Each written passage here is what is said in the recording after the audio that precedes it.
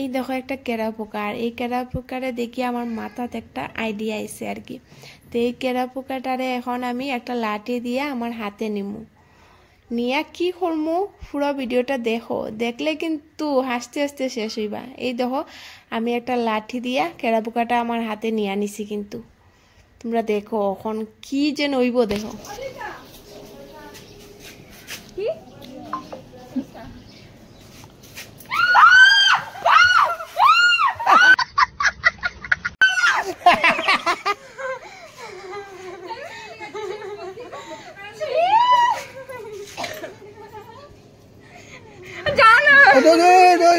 जाओ ना